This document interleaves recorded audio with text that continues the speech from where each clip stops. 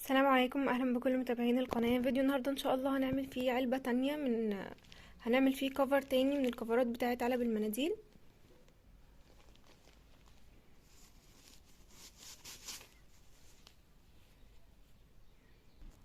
الابرة اللي احنا هنستخدمها يا بنات هي ابرة رقم 3، واي خيط صوف عندك من البواقي عادي. لو في بواقي خيط صوف تقدري تشتغلي بيها عادي. الخيط اللي انا شغالة بيه ده اسمه خيط دورة، ده شكله.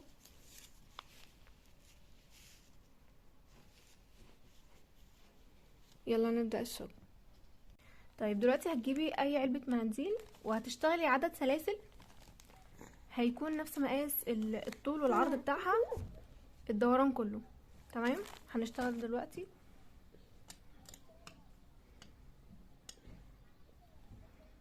هعمل عقدة البداية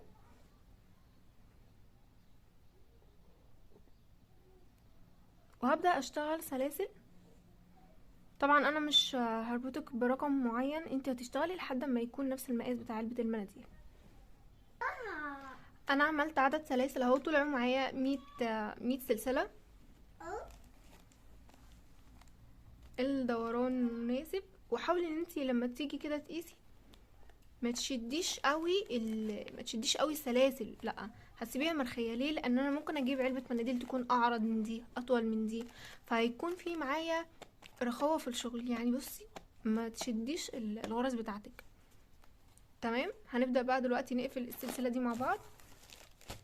اول حاجه لازم نخلي الشغل كده معدول قدامنا اهو كده.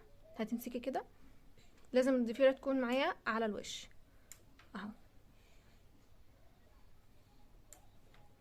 ليه؟ عشان لما نيجي نقفل الشغل ما تكونش لفه معايا اهو. وهمسك الطرف بتاعها كده بالشكل ده، وهاجي عند اول غرزة وهشتغل غرزة منزلقة.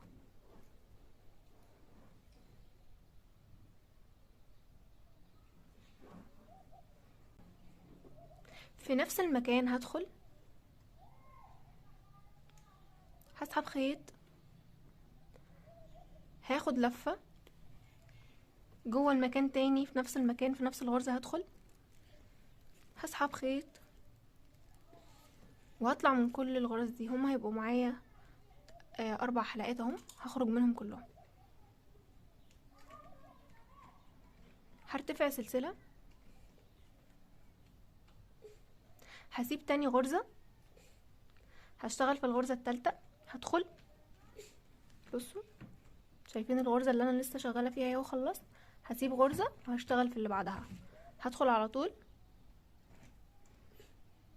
هسحب خيط، هاخد لفة، هدخل كمان مرة في نفس الفتحة او في نفس الغرزة، هسحب خيط، معايا 4 غرز اهم، هخرج منهم كلهم، هرتفع برضو سلسلة، هرجع اسيب الغرزة اللي بعدها وهروح للغرزة اللي بعدها. يعني انا اشتغلت في غرزة، برتفع سلسلة بسيب غرزة تحت وبشتغل في اللي بعدها، بدخل بس يسي، بسحب خيط، باخد لفة، بدخل تاني اسحب خيط برضو، معايا 4 حلقات اهم، برتفع بخرج منهم كلهم.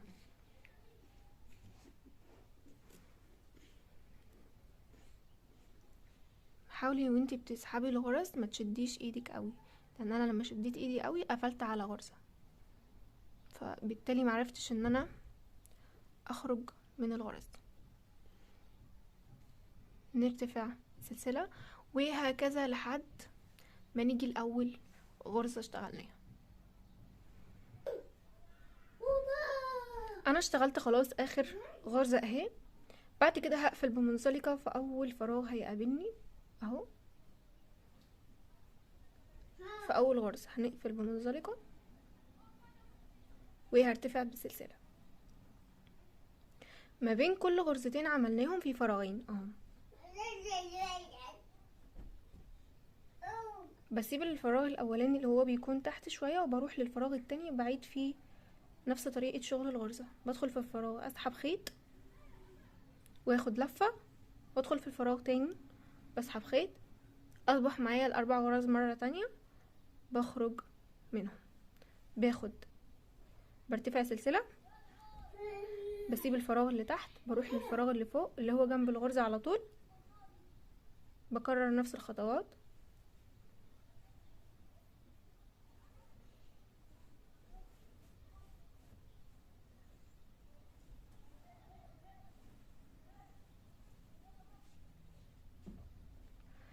لحد ما بترتفعي بالشكل ده زي ما انت عايزه تعملي الجزء ده كله مفيش مشكله، عايزه تعملي جزء وتغيري غرزه برضو مفيش مشكله. انا هشتغل لحد المنتصف كده وبعدين هعمل زهرة التوليب معاكم، وبعد كده هكمل بنفس الغرزة دي تاني برضو الجزء العلوي.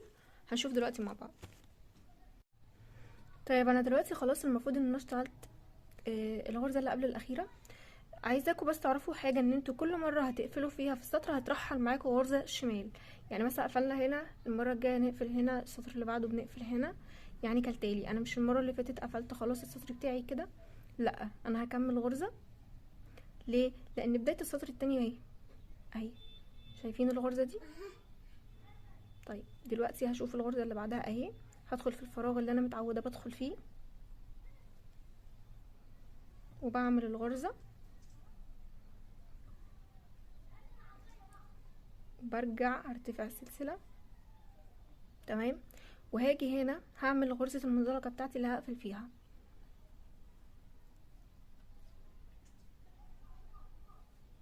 كده انا خلاص عملت غرزة المنزلقة. لو خدتوا بالكم السطر خلاص بقى متساوي معايا، بصوا السطر بقى متساوي معايا. طيب دلوقتي هرتفع سلسلة وهعيد نفس الكرة. ولو انتي بتتلخبطي او لسه مبتدئة هنحط ماركر هتاخدي الماركر كده وهتحطيه هنا عند الغرزة اللي انتي ابتديتي فيها تمام، او عند الغرزة اللي انتي قفلتي عندها، وهتكملي بقى السطر برضو بتاعك لحد ما تخلصي الارتفاع زي ما انا قلتلك. انا بس حبيت اوريكم هتقفلوا السطر التاني ازاي. طيب يا بنات انا اشتغلت لحد الجزء ده، وهنا اللي هعمل فيه السطرين بتوع وردة التوليب او زهرة التوليب. لو انت حابة تكملي بنفس الغرزة مفيش مشكلة. دلوقتي انا هبدأ اعمل الفروع بتاعة زهرة التوليب. شلت الماركر وهفك الغرزة دي بس، يعني مش الغرزة كلها، انا مش شغالة منزلقة، هشيل غرزة المنزلقة اهي، هدخل كأني هشتغل المنزلقة بس باللون الاخضر.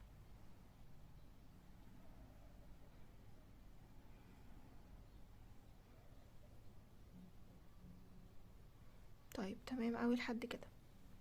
نربط الشغل بتاعنا علشان نضمن ان هو يكون ثابت.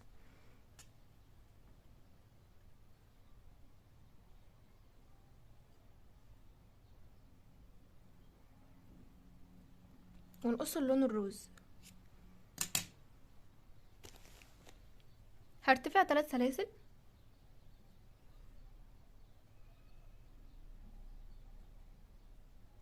تمام، دول هحسبهم معايا عمود. هشتغل كمان سلسلة وهرجع اشتغل عمود بلفة، لفة على الابرة، هدخل في نفس المكان، اسحب خيط، اطلع من حلقتين وكمان من حلقتين.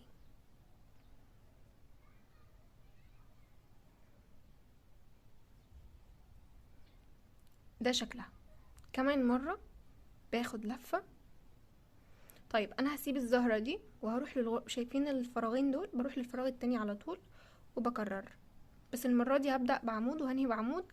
انا بس هنا بدأت 3 سلاسل معايا بتوع البداية بتاعة السطر. طيب تاني واحدة واحدة اهو، باخد لفة، بدخل في الفراغ التاني، بسحب خيط معايا 3 حلقات، بخرج من حلقتين وكمان من حلقتين، بشتغل سلسلة، باخد لفة، بدخل في الفراغ، بسحب خيط واخرج من حلقتين وكمان من حلقتين.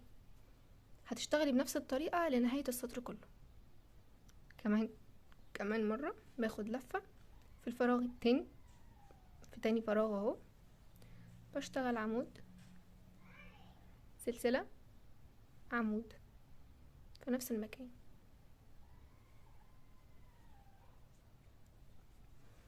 زي ما قلت لكم لنهاية السطر. عملت اخر غرزة يا بنات اهو.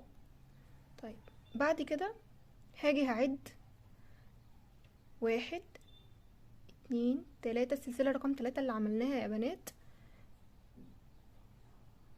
اول السطر. بندخل كده، المفروض دلوقتي ان احنا بنقفل منزلقة، تمام، بس احنا اول حاجة دلوقتي هنقفل منزلقة. دلوقتي انا عايزة اغير اللون، هدخل في الفراغ برضو في نفس المكان، يعني انا قفلت في رقم 3، هدخل في نفس الفراغ اهو جنب العمود، هسحب اللون اللي انا عايزة اعمل بيه الزهرة بتاعة التوليد اهو. الخيط الاخضر خلاص ورا، بسحب برضو، بعمل كأني بعمل غرزة منزلقة تاني، برتفع بقى بيها 3 سلاسل، ودول بنحسبهم عمود. هرجع اكرر وهقفل، هربط من ورا وهرجع اقص الخيط الاخضر، خلاص انا مش محتاجه. دلوقتي هبدأ اعمل الزهرة بتاعتي، ده العمود رقم 1. هرجع اشتغل 5 عواميد كمان او 4 عواميد زي ما انت عايزة. انا هشتغل 4 عواميد كمان، وده هيبقى العمود الخامس.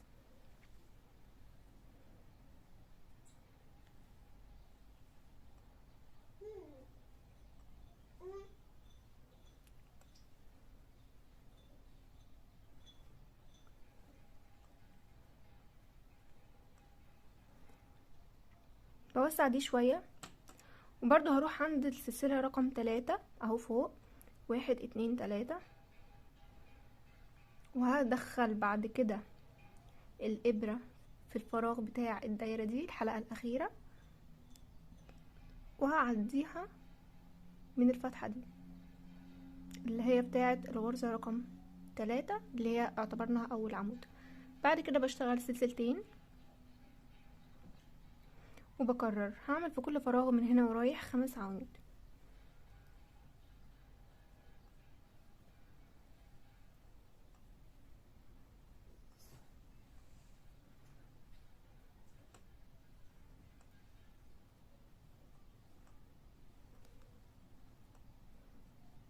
بوسع كده شوية، هاجي هنا في اول عمود انا عملته، هدخل اهو اخر العمود بتاعي فيه حرف في كده من فوق اهو،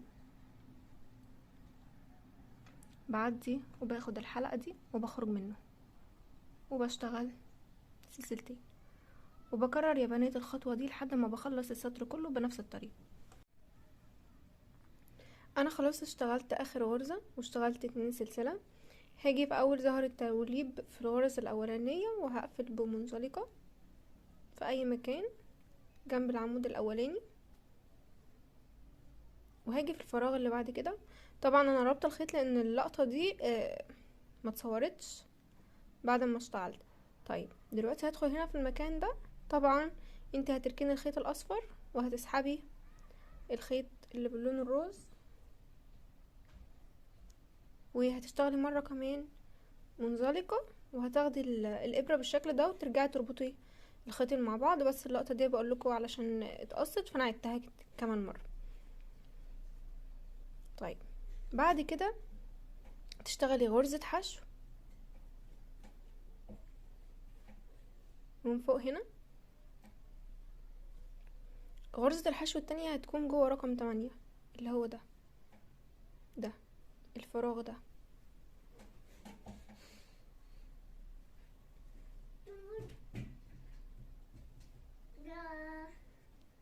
ننقل على الغرزتين اللي بعد كده، ما بينهم في فراغ، بندخل نشتغل غرزة حشو.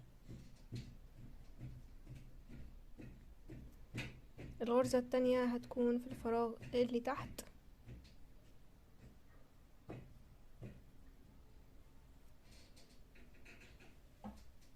وهكذا مرة بنشتغل غرزة حشو فوق، ومرة بناخد غرزة حشو عميقة ما بين الفروع اللي تحت.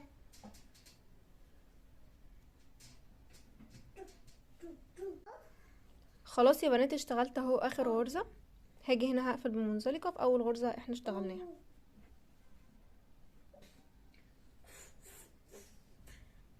بعد كده هرتفع سلسلة وهروح لتاني غرزة على طول.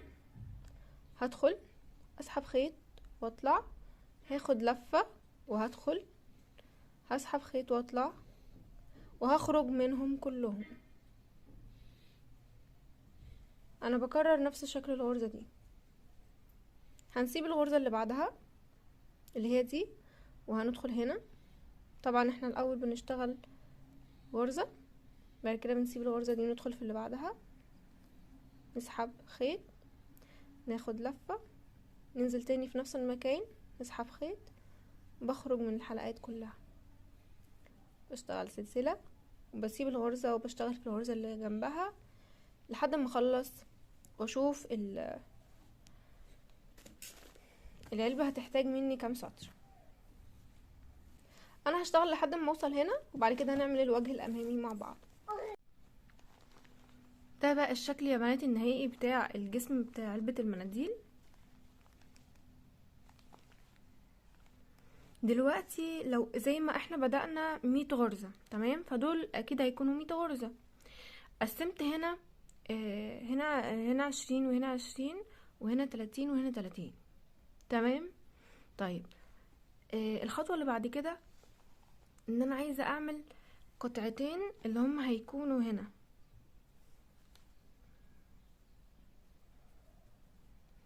تمام، هنقفل الجناب وهنوصل جزء هنا وجزء هنا. هنعملهم ازاي؟ طبعا هنا انا قلت دول 30 سنتي، هعمل عدد سلاسل اطول من ال 30 سنتي. يعني مثلا هزود، هخلي 6 غرز زيادة، 36 غرزة. هشتغل بدل هنا 30 هشتغل هنا في القطعة بتاعتي دي هبدأ ب 36 غرزة. ليه؟ لان انا لما باجي بشتغل غرزة العمود بلفة القطعة بتاعتي بتقصر، بتكش شوية، فلازم يكون معايا غرز زيادة. هعمل قطعتين زي ما انتم شايفين.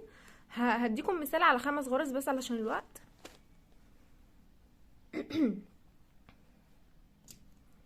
هنعمل غرزة البداية اهو، او عقدة البداية.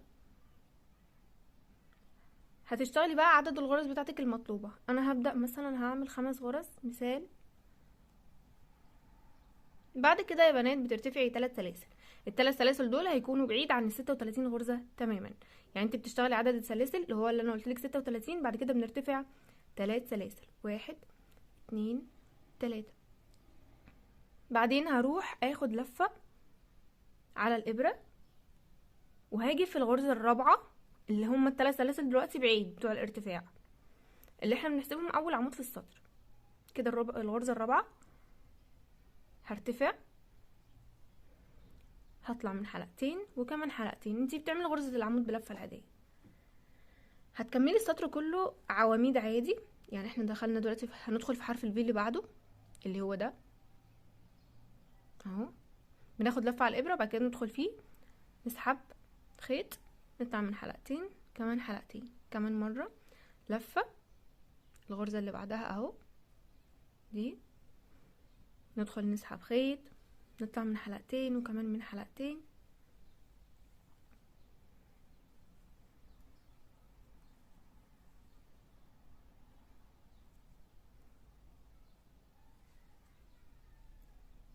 هتكون معايا بالشكل ده. هرتفع 1 2 3. ده العمود بتاع السطر الجديد تمام. هلف الشغل بتاعي، باخد لفة.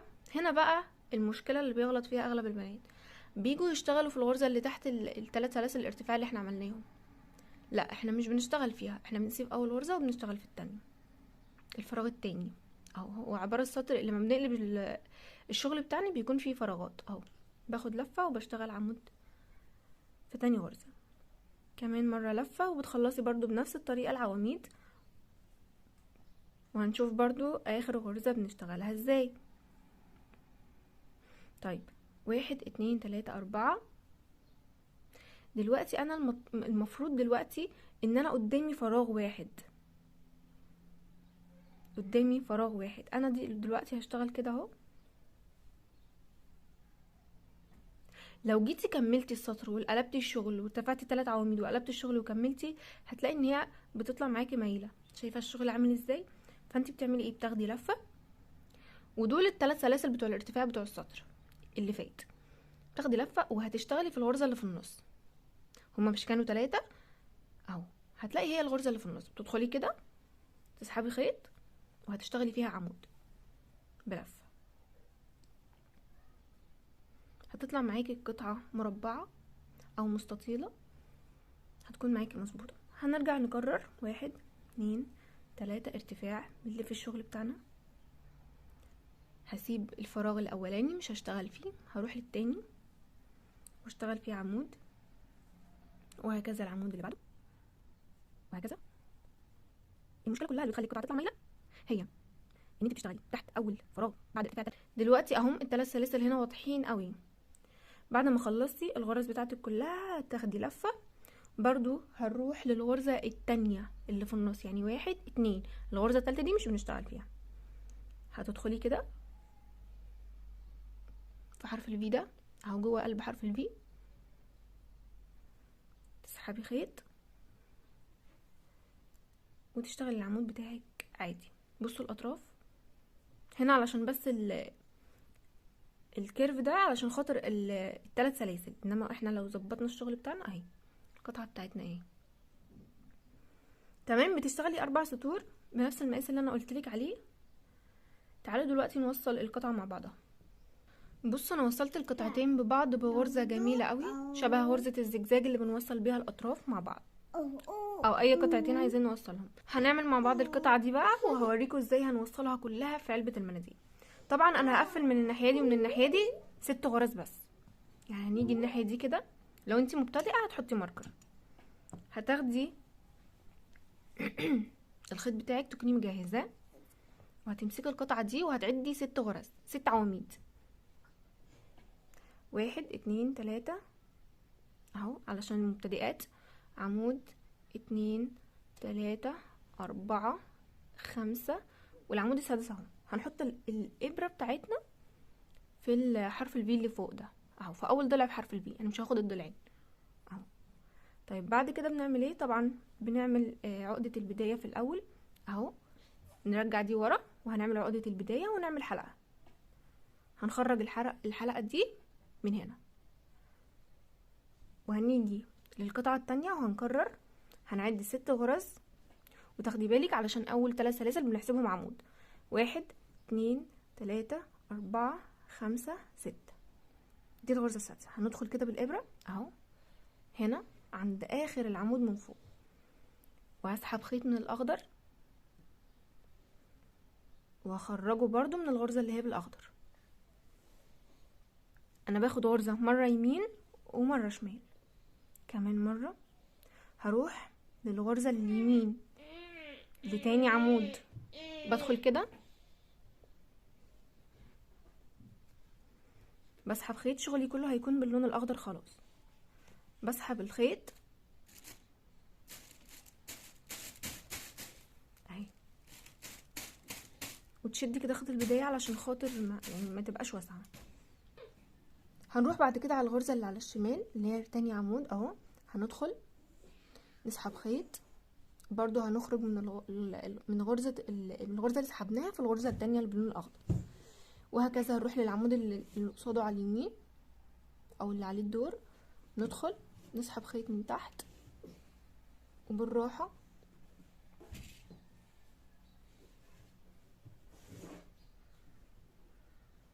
وبنسحبه. بعد كده اللي على الشمال ندخل نسحبه، اللي على اليمين لحد ما بتخلصي السطر كله. بس انا طبعا مش هخلص السطر وهقطع الخيط، انا هكمل على علبة المناديل كلها. بصي لو حسيت ان الغرزة اللي هي في الناحية اليمين بتبقى صعبة او بتكلكع، هقولك انا السر فين. انتي هنا بتشتغلي على طول بتطلعيها كده من الحلقة اللي باللون الروز، وبعد كده بتطلعيها من اللون الاخضر. لو جينا على اليمين هناخد بالنا ان انتي لما بتيجي بتسحبي غرزتين الاخضر والروز بيمسكوا في بعض، فبالتالي بتشدي الخيط الاخضر، بتشدي الخيط الاخضر كده وتاخدي حلقة كده من بعيد، يعني انت بصي اهو، بصي هتطلع بسهولة معاكي، وهتشدي الخيط الاخضر اللي من تحت وتظبطيه. ده لو لقيتي صعوبة وانتي بتشتغلي. تمام، نروح للعمود اللي بعده وهكذا، والعمود الاخير اللي على اليمين، العمود الاخير اللي على الشمال. طيب لو انت عايزه توسعي اكتر من كده براحتك يعني، بس انا شايفه ان هو كده مناسب للعلبه. بعد كده هاخد العلبه بتاعتي هحطها بالشكل ده، وهتقسمي القطعه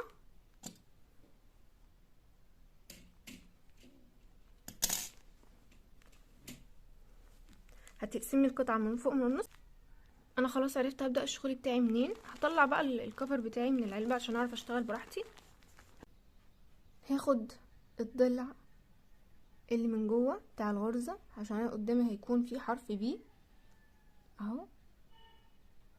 باخد الضلع ده هو اللي انا بشتغله، وزي ما قلت لكم هنمسك بس الطرف الخيط ده عشان نعرف نعدي الخيط منه. بعد كده هنروح هناخد بقى كده يعني ايه، ممكن في كل عمود هنعمل غرزتين اهو. هندخل كده اول العمود وهنعمل غرزة، وهنروح في السطر المقابل وهناخد الغرزة اللي بعدها، وهنشتغل بنفس الطريقة. هنشد الخيط شوية، بعد كده هنسيبه.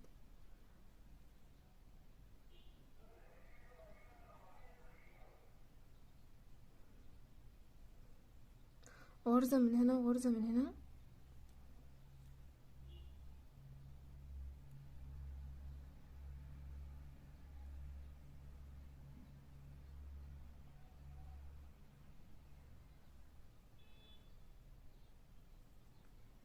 وطريقة الشغل هتكون كالتالي. هتقفلي يا بنات، هتقفلي القطعة بتاعتك كلها، الدوران كله. تمام، يعني انت مش هتقصي الخيط غير لما تخلصيها كلها.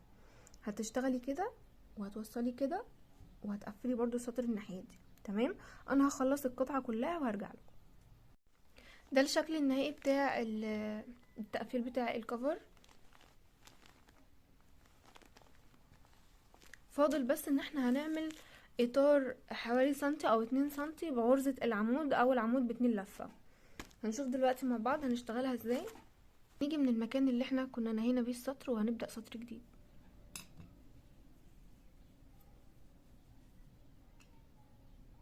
هنعمل عقدة البداية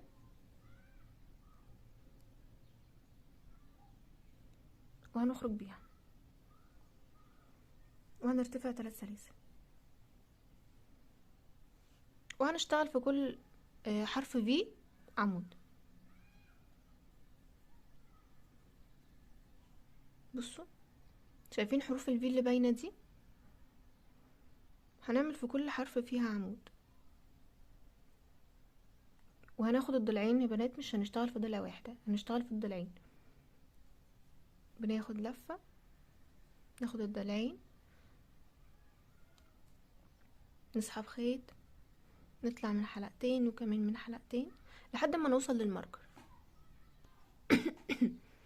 في غرزه اهي سايباها قبل الماركر، وفي غرزه بعد الماركر. هنشيل الماركر ده خالص، يعني هيكون معايا 3 حلقات بغرزه الماركر. هاخد لفه على الابره، هدخل تحت اول حرف في، هاخد لفه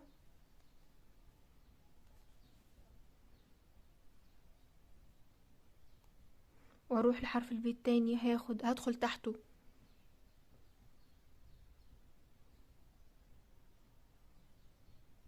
وهاخد لفة، والغرزة رقم 3 هدخل تحتها وهاخد لفة، وهطلع منهم كلهم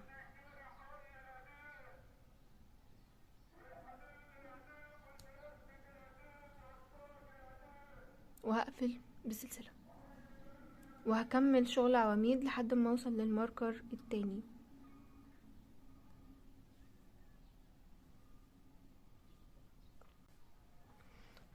هنشوفها مع بعض كمان مرة يا بنات. باخد لفة، بدخل في الغرزة، اسحب خيط، بعد كده هدخل في الغرزة اللي بعدها، اسحب خيط، الغرزة التالتة هدخل واسحب خيط، هخرج من كل الغرز دي بغرزة واحدة وهقفل بسلسلة. هنكمل باقي سطر عواميد لحد ما نقفل باخر عمود. والسطر التاني برضو هنعمل فيه تناقص في الزوايا، يعني لو انتي مبتدئة ياريت تحطي ماركر هنا في الزاوية اللي انتي عملتي فيها تناقص، لان هي برضو الزاوية اللي احنا هنعمل فيها تناقص السطر الجديد. هنقفل بقى اخر غرزة يا بنات بمنزلقة، اشتغلناها عمود اهو. هنقفل 1 2 3، اول عمود عملناه في السطر اول غرزة، تاني غرزة، تالت غرزة هندخل فيها،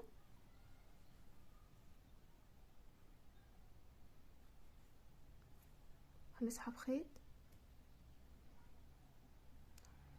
وهنطلعها من الحلقة التانية. هنرتفع برضو 3 غرز وهنشتغل فوق كل عمود عمود لحد ما نوصل للتناقص اللي احنا عملناه. هحط فيهم الماركر عشان ما تتلخبطوش. طيب دلوقتي في غرزة قبل الماركر وغرزة بعد الماركر. الغرزة اللي فيها الماركر هي بتاعة التناقص بتاعة السطر اللي فات. هاخد لفة على الإبرة، هدخل في الغرزة اللي قبل غرزة التناقص، هسحب خيط، بعد كده في غرزة التناقص هدخل اسحب خيط، تمام، والغرزة التالتة هدخل اسحب خيط وهطلع منهم كلهم وهعمل سلسلة. طيب بعد كده هاخد لفة وهشتغل فوق كل عمود عمود لحد ما اوصل للماركر التاني والتالت والرابع. هما دول اللي احنا بنعمل فيهم التناقص بنفس طريقة الشغل اللي انا وريتها لكم يا بنات، ولحد ما تنهي الشغل هنا. انا هخلص وهرجع لكم علشان الوقت. نهاية السطر زي السطر اللي قبله بمنزلقة في اخر غرزة. ده شكل القاعدة بعد ما عملنا التناقصات.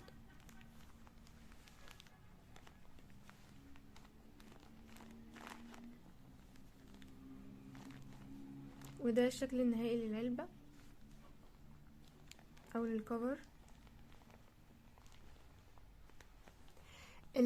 بواقي الخيوط دي هننضفها بالابرة طبعا، بس اختصارا للوقت برضو انا هنضفها. كده نكون وصلنا لنهاية الفيديو. يا رب يكون الفيديو عجبكم والشرح يكون سهل